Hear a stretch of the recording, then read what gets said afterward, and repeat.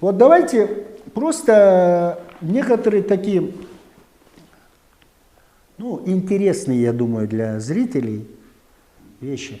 Вот смотрите, 21 год, да, сейчас наступил, это год быка. Ну, правильно же? Астрологически. А теперь давайте вот исторически скинем, да, ключевые моменты вот в истории цивилизации, да. Давайте опустимся в 1913 год. Вот что было действительно вот такой вещью запущенной, триггером запущенный в 1913 году, который имеет вот последствия прямо сейчас. Это подписание акта о Федеральном резерве. По сути дела, ФРС. США. Это 1913 год. Вудро Вильсон подписал акт о Государственном резерве. Чтобы я описывал в разных статьях, но я вам скажу, в контексте этого акта произошли чрезвычайно планетарного масштаба вещи. Первая мировая война, американская депрессия великая с 29-го, фондовая биржа нью-йоркская, 19-й год, 29-й, потом 29-й, 39-й это депрессия, потом Вторая мировая война. Понимаете? Это все в контексте вот этого проекта. Теперь дальше что? А чем она закончилась? Она закончилась Бреттон-Вудскими соглашениями, да? Бреттон-Вудские соглашения, когда американская валюта стала валютой в международных платежах. Сегодня 83-84% мирового товарооборота она обслуживается в долларах США. Ну, то есть доминирующая валюта в мире, приравненная по сути к золоту. Дальше, ну, в 1948 году такая подготовка, 24 октября, в день моего рождения, ООН как бы создают. А в 1949 году, тоже год быка, уже ну, непосредственно офис открылся, все вот это ООН открылось. Дальше, ну там, Индия уже, ну как бы начала формировать правительство, если из глобальных взять. Теперь дальше, еще раз год быка. Вот я родился в год быка, 61 год. А чем вот таким колоссальным, глобальным для человечества 61 год характерен, помните? Полет Гагарина, человек в космическое пространство вышел. То есть космическая эра, сегодня то, что вы сидите, вот этот интернет, связь сотовая. В 1957 году, правда, спутник полетел, но не это важно. Если бы не было космических станций, то и спутникам было бы делать нечего, понимаете? Так вот весь вопрос. Вот в год, в который я родился, год быка, запущена космическая эра, тоже год быка. Теперь дальше. 73 год. А 73 год чем характерен? Тоже год быка. Ямайские соглашения. Они, по сути дела, нивелировали Бреттон-Вудские соглашения и сказали, никакой такой павлин-мавлин. Не видите, мы кушаем. Хотите, пользуйтесь долларами, а уже все торговые оттянулись. И тогда, по сути дела, отменили золотое содержание доллара, вот обеспечение. Понимаете? И что тогда произошло? И тогда произошло, по сути дела, бумажки эти приравняли к золоту, и они подкреплены стали даже стоимостью твоей квартиры, стоимостью в Сибири или там на Аравийском континенте добываемым нефтью, газом, все. Вот понимаете, просто пустая бумага, мы ее это. Теперь дальше, 85-й год, опять год быка. А чем этот год характерен? Ребята, понимаете, финансовая система, банки работают по принципу срочности, платности и возвратности. И вот проблема, ты взял долг, а долг платежом красен, понимаешь? И ты должен как бы оплатить, потом следующий, получить следующий долг, кредит. Но движение замедляется, надо было это. Так вот, план Бейкера, это рейгономика с чего началась, с 1985 года, с рефинансирования. То есть что она означает? Взял долг, не можешь рассчитаться, берешь еще больше долг, закрываешь предыдущий и дальше кайфуешь. И вот эта потребительская цивилизация, вот все негативные последствия, к чему мы пришли, это как раз вот этот год быка. Папа! И все. Дальше 97-й год возьмите, азиатский кризис. Ну просто вы еще не родились тогда, или может быть родились, но во всяком случае я анализировал это.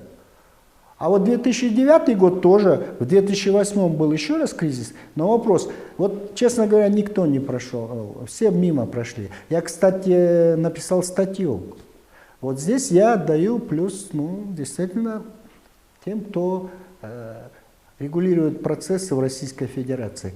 Когда когда они поняли вот этот алгоритм, и в какую, извиняюсь за выражение, задницу мы сейчас приползем, они поняли, что мир катится к катастрофе. И они тогда приняли закон, во-первых, концепция стратегической национальной безопасности, и второе, закон о государственном комплексном стратегическом планировании, в контексте которого, в принципе, это и вопросы севморпути. Вы просто не интересуетесь. Вас же больше жвачки интересует, в танки играть, там, девочек голых рассматривать, да? А там Севморпуть, строительство это судостроительной корпорации «Звезда», но она была, в принципе, расширение, потом мурманские предприятия, порты, Ямал, вернее, нет, до Ямала, от Амур-Ямал, это магистраль, ну там много чего, Ямал-СПГ. Да, это все, понимаете, восстановление там до БАМ достроить. Это глобальные вещи. Короче, освоение арктического шельфа, у них даже есть министерство по освоению арктического шельфа. Понимаете?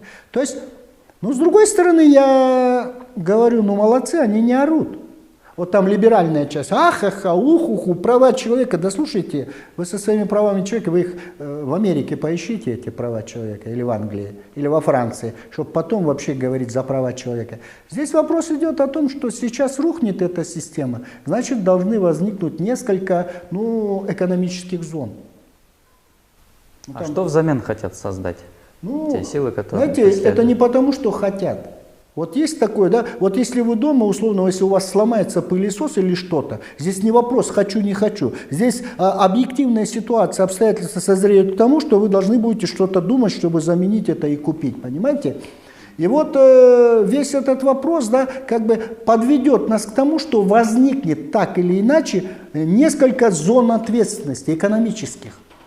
Это не то, что вот одна страна, а вот то там нужно будет в Европейском Союзе, ну, что-то думать по экономике. У них уже вот такое, то, что было сегодня, нужно будет некоторые экономические отношения пересматривать. Ну, в общем, очень много вещей. Поэтому, когда я строил модели, я несколько вариаций развития событий писал. Но какие-то из них я меньше даю приоритет, какие-то больше. Но 2-3 варианта я рассматривал. И вот в этом контексте, допустим, Евразийский экономический союз. Ну, плохой или хороший, это 5 бывших союзных республик Советского Союза. И вот чтобы это разломать, там Украина началась, чтобы не дать даже в перспективе этому. Там началась Молдова, там начался армяно-азербайджанский конфликт. Там какое давление Казахстан пережил, он, наверное, и до сих пор переживает.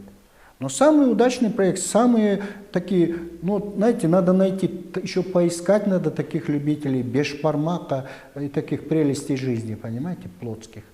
Вот у нас как раз политические элиты к этому созрели. И вот сейчас они, вот легче всего подписать их на вот эту авантюру, понимаете, мирового масштаба. Ну, как бы вот это все, это да. Потом, соответственно, этому, поскольку мы говорим об экономических пространствах, ну, мультизоны, несколько, 5-6 зон будет, понимаете, то тогда речь пойдет и о валютах. То есть мультивалютная система возникнет. Несколько таких, может, это новые валюты возникнут, может, это одна из валют ведущих будет, ну, как локомотивом развития экономических процессов. Я бы, конечно, предлагал, ну, с моей точки зрения, да, я не нахожусь на этом уровне, но я бы предлагал, например, межгосударственный банк. Это вы на территории Евразес? Не, ну да, я бы предложил именно в Бишкеке его. И у меня есть определенные основания этому. И даже предложил бы быть учредителями его Россия, Китай, Индия, возможно, ну невозможно, а Узбекистан, Таджикистан, Казахстан, Белоруссия. Для начала. Они бы были учредителями. А потом, я думаю, это интересно было бы монголам, это интересно было бы корейцам. Ну, Корея, возможно, даже Японии, да. Вообще, практически оно охватило бы все восточное полушарие планеты Земля. Ну, по той финансовой системе, модели, которую можно было предложить, она была бы очень интересна. Кыргызстан, это вот как банк международных расчетов сейчас в Базеле, 10+1.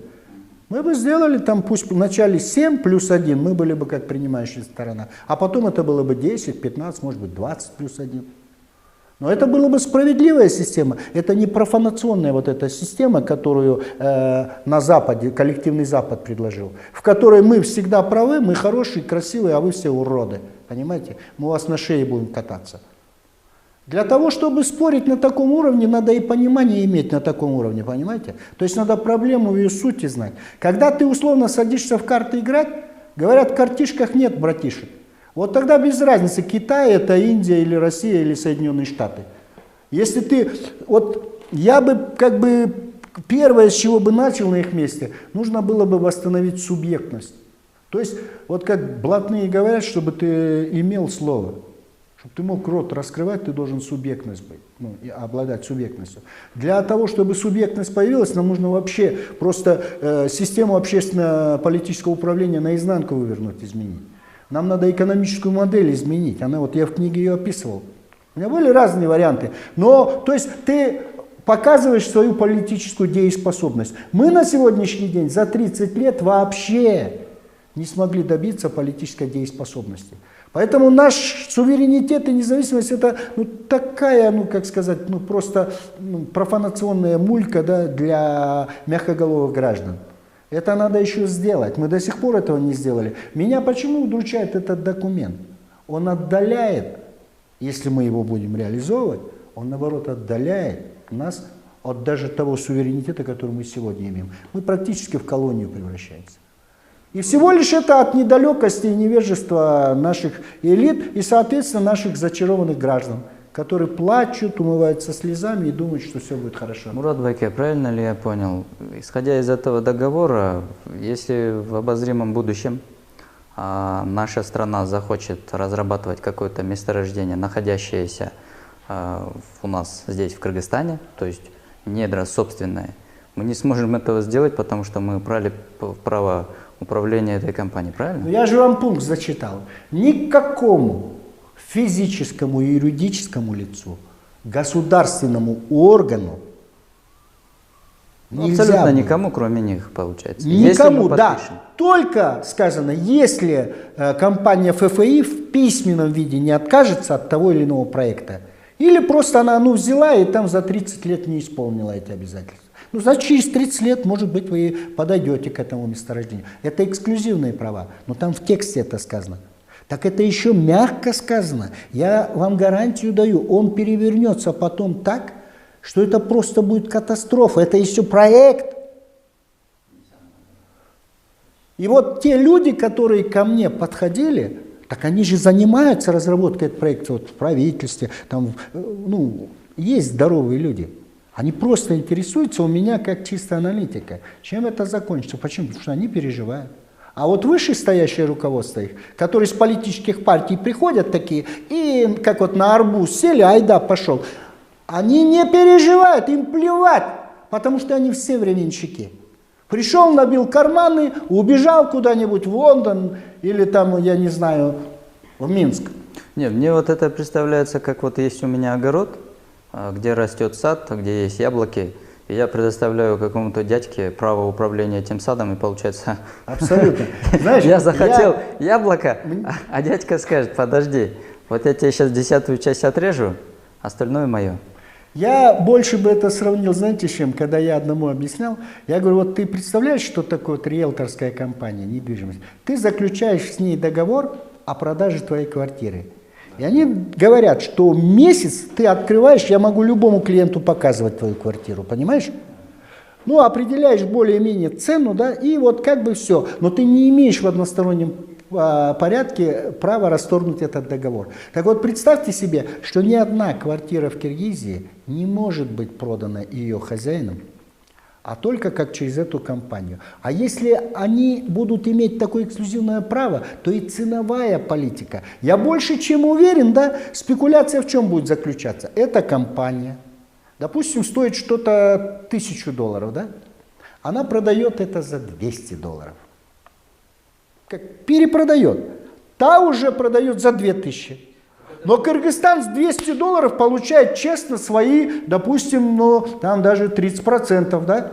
Тогда получается, а реально какую часть? Ведь здесь место для злоупотреблений, послушайте, ну вот вышли люди, да, это после вот этих событий, да, с энергосистемы, там, Северэлектро, да, но с чего складываются вот вообще вот эти тарифные все предприятия, да, особенно вот Северэлектро, там, Тепло, ТЭЦ, да, там вот эти все горводоканалы, да, они вообще должны быть в государственной собственности и муниципальной, региональной. Почему? Да потому что когда там система посредников выстраивается, все это ложится, все эти спекуляции ложатся на конечном счете в ваши счета. А в конечном итоге расплачивается из своего счета общественный сектор. За это все расплачивается общественный сектор. Вы с вами пенсионеры, бабушки, дедушки. Можно с одной стороны пенсию увеличить, а с другой из кармана вытаскивать через увеличение тарифов, через введение бог весть каких налогов, понимаете? Вот, ну, здесь, когда вы механику движения всех этих вещей посмотрите, ну, если бы вы моделированием занимались, вы бы поняли, как это манипуляции происходят, ну, просто можно... Вот если бы я был жуликом, ой, мне бы цены не было. Я бы был, ну, один из лучших 3 жуликов в мире. Слава Богу, вот Бог уберег, чтобы я не стал авантюристом и жуликом, да. Так вот, весь вопрос, да, путей обвода. Одна только, я вам говорил, таможня, вход, вот эти товарные денежные потоки. Все это такая, знаете, ну вот честное слово, вот как будто сатана пришел и всех нас вот так развел. Поэтому я не хочу в эти игры играть. А вообще вот сам Кыргыз-Алтын, я слышал, что это убыточное предприятие, которое сидит чисто на отчислениях Комтора. И если мы как государство не состоялись, как даже не можем контролировать разработку наших месторождений другими компаниями, я уже не говорю, что мы сами разрабатываем другими компаниями. И если мы даже это не можем контролировать, насколько целесообразно вообще сейчас выдавать лицензии на разработку месторождений? Знаете, да, ну вот, например, что предполагалось под Кыргыз-Алтын? Ну, нечто предполагалось, что она должна быть вот такой организацией, которая бы от лица Кыргызской республики, будучи уполномоченным правительством, она должна была выходить, допустим, на биржи мировые, лондонскую биржу металлов, куда-то. Потом, имея у себя вот эти все прежнюю вот эту информацию, вот эти геодезические разработки, она должна была, вот как раз, да, вот в том контексте, о котором я писал в книге, да, вот для Кыргыз-Алтына у меня как бы было, вернее, в то, во что мы его преобразовать могли бы. Я бы его в контекст включил, ну, созданного Министерства природопользования и экологии. Ну, внутри как структурным подразделением, которое бы непосредственно занималось бы координацией с регионами и вот как раз по освоению этих месторождений. Но это было бы не оголтело. И тогда бы оно не было, как сейчас, оно беззубое, потому что, ну, у нас система управления вообще беззубая. Вот, вообще политика, вот как Ленин сказал, является концентрированным выражением экономики. Они, следовательно, в силу того, что они не решают экономический аспект проблемы, соответственно, они и политический, ноль, беззубые, понимаете? Поэтому у нас вот такое. Да у нас все такое. У нас везде, вот знаете, вот трезвонят, а на самом деле настолько неэффективное управление. Вот если бы я оценку ставил, да, вот сказал, Кыргызстан, зачетку, я бы поставил НЕОТ. У нас вообще практически, ну, на грани вообще вот фола система государственного управления. Следовательно, мы говорим о том, на каком уровне наша вообще государственность находится. Мы ее за 30 лет не укрепили. Экономики у нас национальной нет, экономической политики нет. У нас есть разрозненные бизнес-интересы разных кланов, которые сами ошибаются в политике. Вот просто, это объективно. Но это так и есть. Не потому, что это Мурат Мусабаев сказал, это так и есть. Я как врач, я констатирую, это диагноз. Это диагноз той стране, и я как рядовой гражданин, я очень сочувствую, сострадаю рядовым гражданам. Потому что мы имеем просто чудовищную, неэффективную систему государственного устройства и управления. И могу сказать, что вот нынешнее что-то, оно мне вообще, с учетом в контексте мировых же процессов, вот мой отец всегда говорил правильно, он говорит, понимаешь, любые политические процессы, ты за этим в масштабе должен видеть геополитические интересы. Я никогда не смотрю на политические процессы, происходящие в любой стране мира, вне контекста развивающихся геополитических процессов и интересов сразу. Потому что это было бы глупо. Это мой масштаб мышления. Он мне правильно говорил: хочешь, говорит, понимать и решать вопросы в масштабе деревни, рассуждай в масштабе района. В масштабе района рассуждай в масштабе области. В масштабе области, в масштабе республики. А если в масштабе страны хочешь, ты должен как минимум рассуждать в масштабе мира. А если мировые проблемы хочешь решить, ты должен в космических масштабах мыслить. И тогда вот, когда я о космофилософии говорю, о некоторых процессах, говоря о проблемах человечества, ведь мы единый организм, чего никто не хочет понять. Если кто-то кому-то плохо делает, условно там англичане, там киргизам, да, то и им они огребут по полной программе. Или китайцы захотят нам плохо сделать. Но огребут они просто. По той простой причине, что так делать нельзя. Это самая мягкая, упрощенная форма. Вот как говорили древние, да, хочешь угодить Богу, минимально, поступай по совести. Все. В этом и заключается мудрость. Просто даже начиная от обыденных жизненных отношений, заканчивая это. Понимаете, вот мой долг, как, ну, скажем, рядового человека, аналитика, ну, который располагает, ну, определенными знаниями и пониманием вещей, ну, было бы некрасиво, если бы я не поделился этим с людьми. Ну, просто хотя бы потом, чтобы, когда у нас уже не будет Кыргызстана, когда будут на, скажем так, на пепелище сидеть потомки, они скажут: слушай, а был Байке, он, оказывается, говорил об этом. По крайней мере, они вспомнят, что он говорил. Я о многих вещах вот на протяжении с 2003 года предупреждал, там письмо писал президентам, когда у меня еще какие-то фантазии в голове были. Я хотел их предупредить о многих процессах, чтобы мы попытались вправо или влево, но потом я понял, они просто все манипулируемые. И им не интересен мой анализ, им мои не нужны. Тогда я уже апеллировать начал вот через вас, вот вы сайт создали, все, ну, по крайней мере, к общественному сознанию, к общественному мнению, чтобы она определенным образом сформулировалась, чтобы люди понимали, хотя бы с открытыми, хотя бы с приоткрытым одним глазом, куда мы идем, что нас ожидает. Чтобы потом вы не говорили, что никто не говорил. Вот эти диванные эксперты, которые, знаете, вот здесь сигаретку курит, вот здесь яблочко грызет, там о девочке думает, здесь еще о чем-то, а вот здесь анализ выдает. Это все детский сад, детский лепет на лужайке. Это непонимание проблем. Я могу даже сказать, что у нас вот такого сколько-нибудь серьезного уровня экспертов, ну, просто нет. Да их даже в мире-то единицы, что там говорить про нашу страну. Вот поэтому вот Бакай. Собственно, если вы о комментарии вот к этой статье, чем это было вызвано, все, я, по-моему, достаточно глубоко вам сказал. Ну, скажем, говорить еще много нужно. Вообще надо посоветовать людям заходить на наш сайт и постараться глубже изучать те вещи, о которых там написано. Там вот где-то блиц, где-то более серьезно, но о многих же вещах говорим. Просто невозможно это, ну, охватить за один раз и все поговорить. Поэтому, что касается договора, никакой это не фейк. Вообще, я вам так скажу, я за свои слова отвечаю. Я много слышал людей, которые говорят: я за свои слова отвечаю, да? Я фильтрую свои слова. Вы, Бакай, по крайней мере, знаете образ моей жизни, правильно? Да. И вы, по крайней мере, образ моих мыслей вы знаете, да? Чем я занимаюсь, знаете. Я действительно вам говорю. Я просто вот сейчас, хотя кто я такой говорить, я же не президент, не премьер-министр, не депутат даже на худой конец. Но я вам скажу, как рядовой гражданин, рядовым гражданам, я за свои слова отвечаю.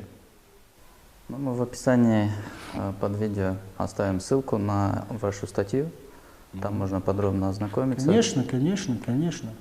Так что, Бакай, вот, ну, вот эту тему, по крайней мере, мы затронули. Я, в принципе, и рад, что она кого-то зацепила. Ну, по крайней мере, кто-то прочитал. А то я, опять же, я же, ну, не роюсь там. Я спрашиваю Клару, она говорит: 800 человек почитала, или там 500, или 1500. Ну, значит, вот такова и уровень ответственности за будущее у нас. Понимаете? Мы хотим лежать на диване, чтобы нам кто-то борсоки приносил, вот здесь шорпо наливал, понимаете? Но это значит уровень ответственности. Условно Бог спрашивает вам: кыргызы, вам нужна эта страна? Мы говорим: нет, нам покажите такую, знаете, симпатичную, красивую задницу. Так вот я говорю, то, куда мы движемся, это симпатичное, очень аппетитное, но тем не менее это задница. Вот давайте на этом мы закончим. Поэтому я с вашими, ну, с нашими зрителями на этом попрощаюсь.